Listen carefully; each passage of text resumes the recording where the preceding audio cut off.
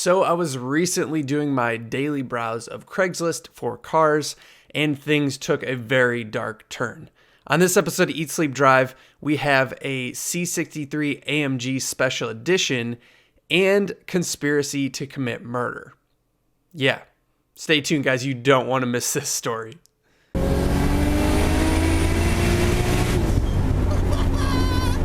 What's going on, guys? Welcome to another episode of Eat Sleep Drive. And I've done some videos in the past of stuff that I found on Craigslist that I thought was either amusing or hilarious or whatever.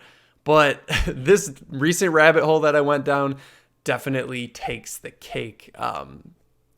I don't even know where to begin with this one other than I'll just show you what I found. So I was recently looking for a C63 AMG on Craigslist because I'm thinking about replacing my 335i with one. I love these cars and they're just super unique. 6.2 liter, 6.3, depending on who you ask, V8 that just makes wonderful noises. Really, really cool car. And I come across one that seemed actually pretty cool because it's a special edition. Here it is. It's a 2012 Mercedes-Benz C63 AMG Edition 1. And I didn't even know what the Edition 1 was, but apparently it's just like a small production. They made like 100 of them in the US. Mostly cosmetic stuff, but it did get the AMG development package, so it does have a beefier engine, makes a little more power and stuff like that. But the first thing that struck me, I was like, 35 grand, that seems super cheap for a pretty new one of a special edition. And to boot, I noticed this, the damn thing is supercharged. So there's clearly something going on here. Why is it so cheap? It says it's got a clean title, 35 grand supercharged special edition AMG, has like medium to low miles.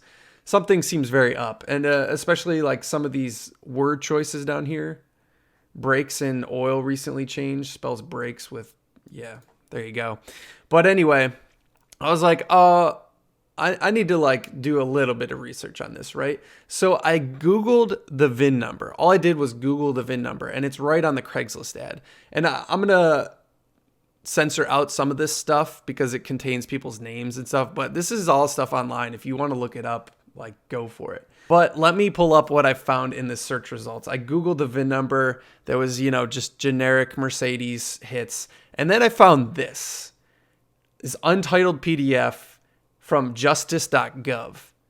And I see this like registered to defendant, whatever, seized on October 9th, 2012. I'm like, what the hell? So, curiosity obviously gets the best of me here.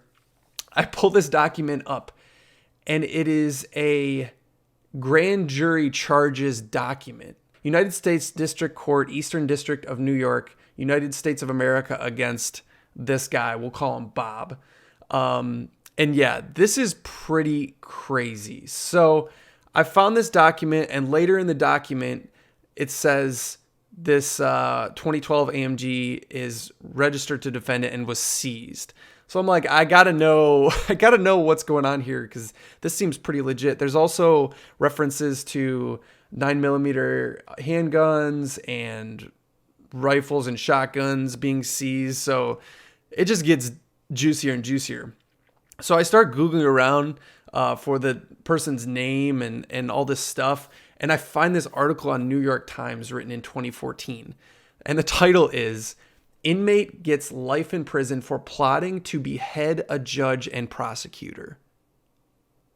Like, what? Like, dude, I was just looking for cars on Craigslist, looking for C63s on Craigslist. And now I'm going down this rabbit hole of some dude trying to kill a judge and prosecutor. So I just got to tell you guys this story, and I'm just going to break it down like per the article. So basically there was this dude, we're calling him Bob. I'm censoring his name. You can find it online if you want. He grew up in like the Long Island area, and he got rich by selling coins to people via like telemarketing calls for like way more than they're worth. Like he was basically just defrauding them, making a bunch of money, mostly off old people, it says, for selling coins like 10 times their worth. So basically he got caught by the cops and they told him, like, don't do this shit. And here's where he messes up. Released on bail on the condition he would not engage in telemarketing for this coin selling business where he's defrauding people. And sure enough, he doesn't listen to them, and he starts a new collectible coin company based in Florida. All you Reddit fans out there, Florida man /r/Florida man, there you go. He gets his friend involved, and they start funneling money to his company. He's basically doing the same thing. So in February of 2012, this Mr. Bob guy pleads guilty and was sentenced to 15 years in prison for this whole like fraud ring selling coins thing. And this is where things get a little dark. So he gets sentenced to 15 years in prison, and he's just stewing in prison. He's super pissed, thinks that the man is against him, even though he's screwing over people. And he's really pissed with the prosecutors and stuff like that. So he meets an inmate and plots to kill the judge that sentenced him. Here's where it gets really interesting and kind of ties back to the car, at least partially. He gave, so the inmate puts him in touch with a hitman, and he gives the hitman a starter assignment for $3,000 to beat up the mechanic who was holding on to Mr. Bob's cars because of non-payment. Look, I don't know for sure if this like C63 is involved with this, but this dude owned this C63 at one point, and it's highly likely that maybe this mechanic put the supercharger on it or whatever and was somehow involved in this. But he paid this guy to beat this mechanic up because he was holding his cars. So check this out. This is some movie level shit. Like this, I didn't think this actually happened in real life. The police in this whole sting, because the hitman is the police basically. The police returned with a staged photo of the beat up mechanic. So they must have contacted the mechanic, stage a photo of him all like bloody and stuff like that. And then he returns it to this guy that's in jail, showing that like he's good for it or whatever. So the guy in jail is like, okay, this hitman is legit. He proceeds to coordinate with his buddy in Florida who is selling these coins for him, and goes on to plotting to kill the judge and prosecutor that were on his trial for his original 15-year sentence. And read this bit. This part is the most messed up part. This guy wanted Miss Gatt's body concealed in a 35-gallon drum. He wanted her breasts severed, returned to him, and he would pay a bonus for both of their heads in formaldehyde. This dude is straight crazy. Like, and once again, this is some movie level shit that I just can't even believe happened in real life. The hitman agreed to the price of $40,000. So this guy, while in jail, agreed to pay this hitman $40,000 to basically hit the judge and prosecutor. Long story short, at the end of the article, he obviously gets caught because the police were the hitmen. And now this dude is doing life in prison. Like, life in prison, straight up. So I just had to share this story with you guys because it is just this absolutely crazy rabbit hole that I went down just by looking for a car and searching the VIN on Google. The shit you can find on Google alone without even going very deep at all is pretty wild.